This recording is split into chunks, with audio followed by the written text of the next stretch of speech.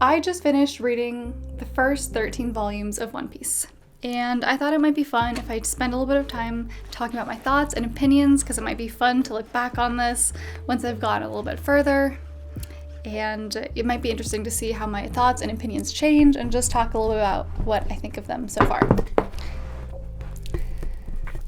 So I actually started reading, it was actually a pretty long time ago, so I want to say maybe between 10 months ago is when I actually started reading for the first time, and it didn't capture me right away. It definitely felt like a bit of a chore, but I was still interested. But I actually stopped reading for a while and just picked it up again like 3 weeks ago.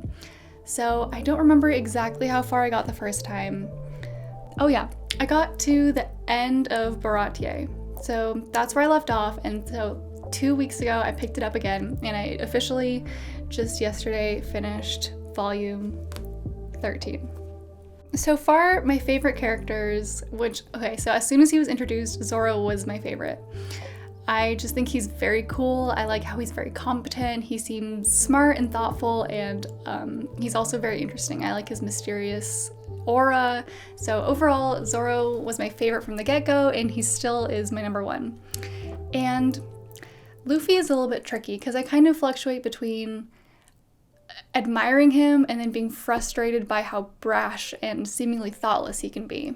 So I'm kind of so-so on Luffy so far, but like I said, I do admire a lot of I really admire his optimism, and I find myself thinking throughout the day like, oh, I should be a little bit more like Luffy when I do this or I do that. So yeah, still a little bit torn on him, but overall I do really like him. Let's take a look here. Nami is the character who I think I have the most interesting relationship with right now, because at first I kind of really didn't like her. I thought that, she was a thief, she was not a team player, and I didn't really understand her motives. But for me, interestingly, the turning point for me was in volume 9, which I've heard for a lot of people can be the turning point, when she finally asks Luffy for help and he puts his hat on her head. That was the first moment for me in One Piece where I really felt like I kind of get it and I'm along for the ride now. It was like before I was kind of so-so, but at that point I really felt like things started to pick up speed. I started understanding her a little bit better, and I kind of started to get why I might be rooting for these characters and be interested in their stories in general at that point. So yeah, Nami was a little bit of a rocky start, but at this point I like her, I respect her, I think she's interesting, and I'm really excited to see where it takes her from here on out. And I think Usopp right now might be my least favorite character. He was so unlikable from the beginning. I think that he's a good guy, but the lying and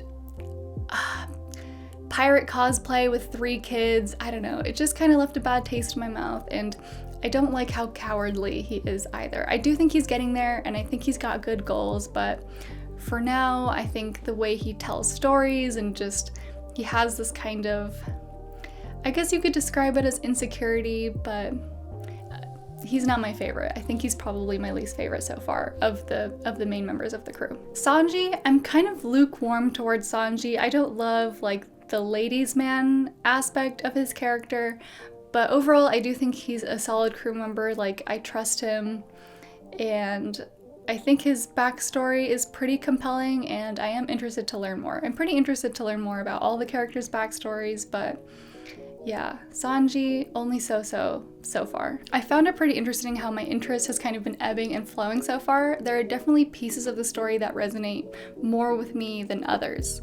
For example, like I said, I was kind of lukewarm on a lot of the earlier volumes, but once we started getting into Nami's backstory, I found that to be very interesting. And I actually found the first moment where I got kind of emotional almost. Well, I think the first time was when Luffy put the hat on her head, and it suddenly felt like they were all a crew together. But then the time where it really I almost started to feel a little bit choked up was when we found out that Genzo, I think his name is Genzo, I only read these names, so this is kind of the first time I'm saying a lot of them out loud. Let me just double check. Shoot, he's not in here. But Mr. Genzo, I think that's his name.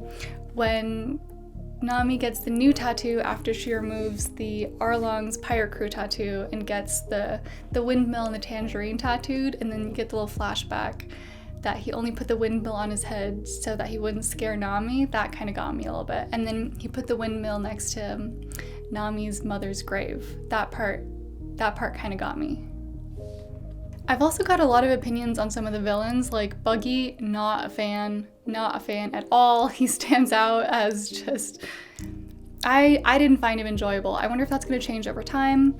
But Arlong is the first one where I actually felt myself getting kind of heated. Like when he when he told the Navy to go get all of Nami's money and then told her that she had to like restart, that I was like, I felt my blood start to boil a little bit. Like I really got into it there. That was really frustrating for me. So I really felt for her. And that's when I started to feel that emotional investment in the story a little bit, which was fun. I was excited to start to feel that because it was like, yeah, I was feeling invested. The piece of like background and lore that I found to be the most interesting so far is when Zoro is in the sword shop and he meets Tashigi.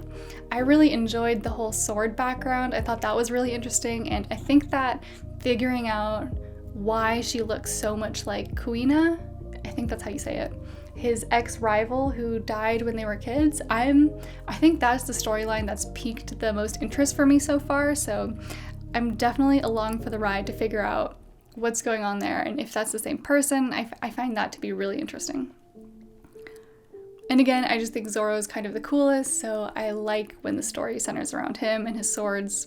I just think he's pretty awesome. Yeah, I just really loved hearing about the swords, actually. I found that I was like really riveted. I was interested in the history of the swords. I was interested in the test in the swords. I just thought it was really cool when he decided to use the cursed sword instead. I don't know, he's just kind of a badass. Definitely a Zoro girl. I want to talk for a few seconds about being a vegan and reading One Piece. There is a lot of meat consumption and animal product consumption and speciesism, but when I'm personally reading something that's fiction, in my mind, I always imagine it takes place in an alternate universe where all the meat is lab-grown meat and all the animal products are lab-grown animal products and that all the characters are vegan. It's a little trickier when it comes to things like the way they treat some of the other animals. Like there's Momu. Momu gets beat up, and it's kind of hard to tell if Momu has moral agency or not, so I found that one to be a little bit iffy and like a little bit of a bummer, and I know that they're all fake and I might be being a little bit sensitive about it, but this is the kind of stuff that I care about, and that does stand out to me. And then there's like the speciesism of when Sanji is buying the fish for them all to eat, and then like somewhat immediately they encounter some kind of animal and they talk about how amazing that animal is while literally eating like somewhat of a comparable animal that I found a little bit frustrating on the author's part, that's kind of overlooked and not considered how hypocritical that is. I found that a little bit frustrating. And then yeah, there's just the personification of the whale, whose name I'm accidentally forgetting, unfortunately. Just contrasts pretty starkly with eating another large fish, which, yeah, those are the things I find a bit frustrating, especially if you get, I thought it was really interesting because there's the juxtaposition of the way that we see the fish people, the fishmen, treating the humans for being like a worse species or like a worse race. And then we see the main cast and crew of One Piece turn around and do the exact same thing to other species. And I find that a little bit frustrating. But again, like I said, I can explain away the meat eating by pretending that this is all happening in an alternate universe where all animal products are lab grown and nobody's actually eating food that comes from animals. That helps me personally. Maybe you can adopt that strategy if you like. But yeah, some of the other stuff is a little bit harder to reckon with, but again, so far I'm able to just kind of move past all of that stuff.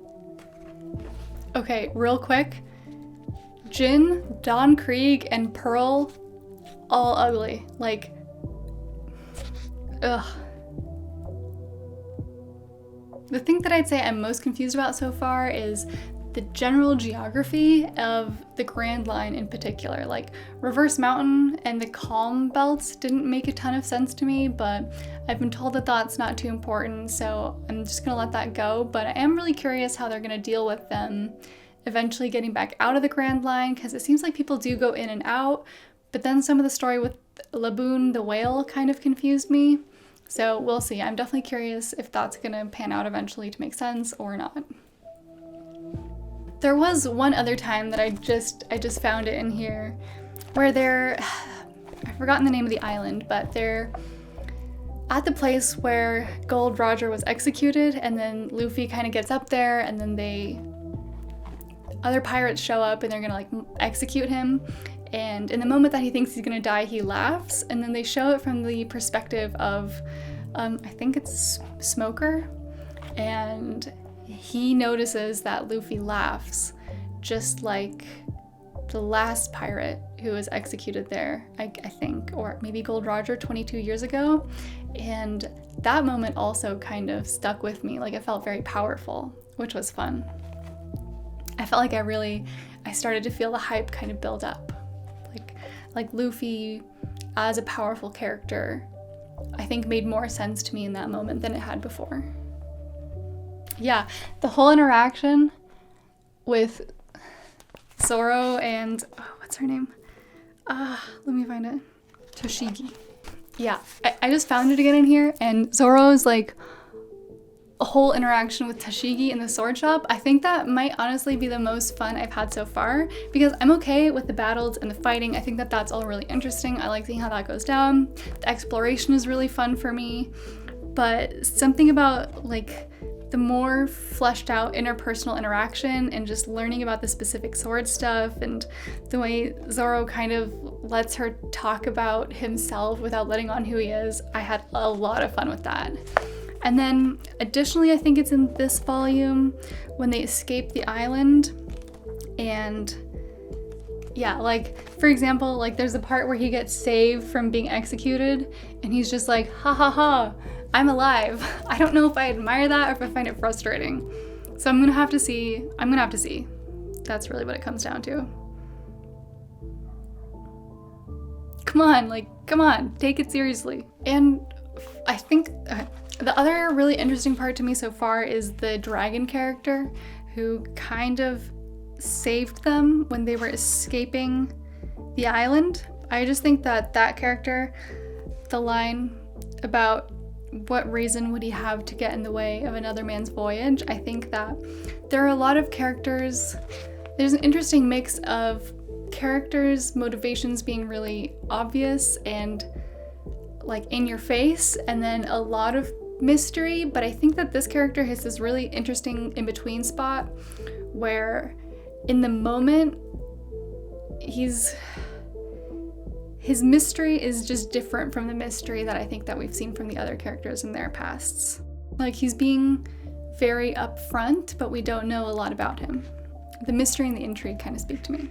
So my final thoughts on One Piece so far is that I'm really enjoying myself. It did take, I guess, about through volume 7 to really feel like I was in it, and then by volume 9 I felt like it was really solidified. I was having a lot of fun. I was understanding a little bit better who these people are, what their motivations are, and I started to get a little bit more invested in their actual storylines, and it just started to feel more well-rounded to me. It was less about the fighting and like introducing characters and a little bit more about getting to see the characters doing their thing.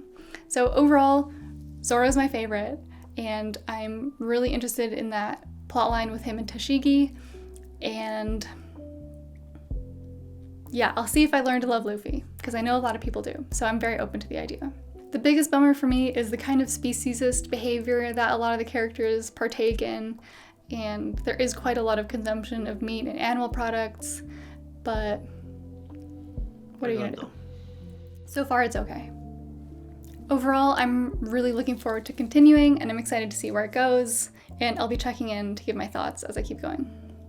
If you're vegan and you've read One Piece, I'd love to hear what you think. How do you handle when your book characters are non-vegan? Does it impact your perception of the story? Is it something that you just breeze by? Does it make you think and stop? Let me know what you think of this in the comments, please. As always, stay mindful, eat fruit, and don't multiply. See you next time.